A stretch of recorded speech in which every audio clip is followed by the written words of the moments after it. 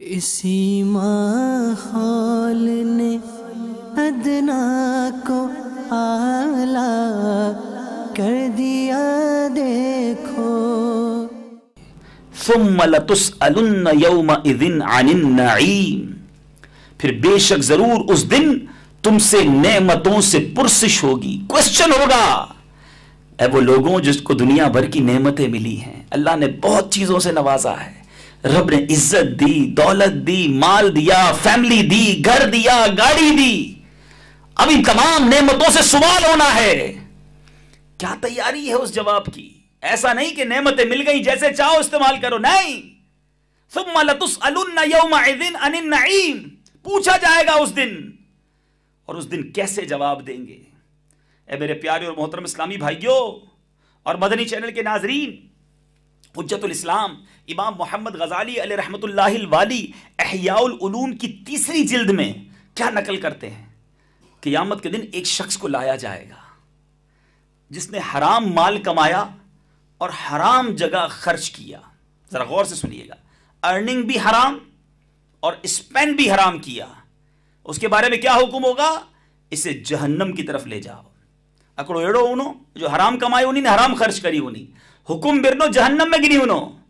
Second دوسرا آئے گا، اس نے کیا کیا ہوگا؟ کمایا تو حلال ہوگا، غور سے سنیے، کیا کیا ہوگا؟ حلال کمایا ہوگا مگر حرام میں خرچ کیا ہوگا۔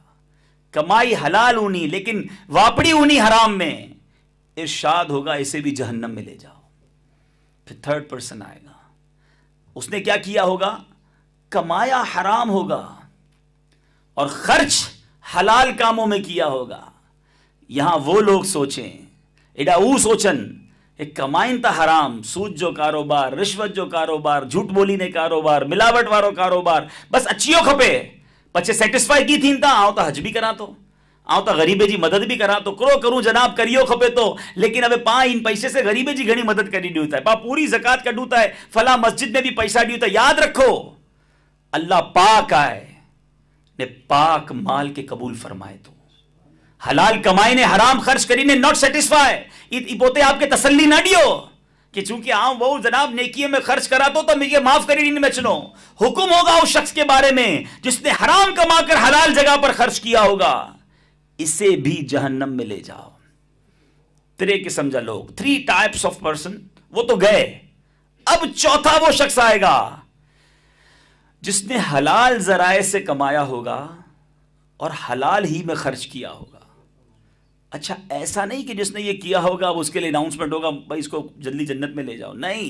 اب فرماتے امام غزالی اس سے کہا جائے گا ٹھہر جاؤ، رکو، ممکن ہے تم نے طلب مال میں کسی فرض سے کوتاہی کی ہو، وقت پر نماز نہ پڑھی ہو، ممکن ہے اس کے رکوع اور سجود اور وضو میں کوتاہی کی ہو۔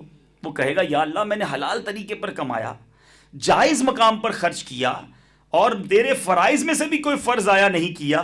کہا جائے گا ممکن ہے تم نے اس مال میں تکبر کیا ہو۔ Look at the questions. It's not easy to earn wealth. اللہ تعالیٰ یقیناً مال کے پیچھے ہر کوئی دیوانہ ہے لیکن یہ آسان کام نہیں۔ فرمایا جائے گا ہو سکتا ہے تم نے تکبر کیا ہو، پراؤڈ کیا ہو۔ وہ کہے گا یا اللہ میں نے نہ فخر کیا ہے نہ تکبر کیا ہے، عاجزی اختیار کی ہے۔ تو اب کہا جائے گا ممکن ہے تم نے کسی کا حق دبایا ہو۔ یہ سب سوال جواب ہو رہے ہیں۔ پہلے 3 قسم کے لوگوں سے کوئی کوسچن نہیں ہوا، ڈائریکٹ جہنم میں۔ چوتھے بندے سے سوال ہو رہے ہیں، اب وہ جواب دیتا رہے گا کہ میں نے اپنے رشتہ داروں، یتیموں، مسافروں سب کا حق ادا کیا، تکبر نہیں کیا۔ پھر میرے پیارے اور محترم اسلامی بھائیوں، اس کے بعد میرے پیارے اور محترم اسلامی جب وہ سب کو جواب دے دے گا تو پھر اس سے کہا جائے گا کہ اب میری نعمتوں کا شکر ادا کر، جو میں نے تجھے نعمتیں دی، خواہ وہ کھانا ہو، کوئی لذت ہو، سب کا شکر ادا کر۔ سوال پر سوال ہوتا رہے گا، وہ جواب دے گا۔ اسی ماحول نے ادنا کو اعلیٰ کر دیا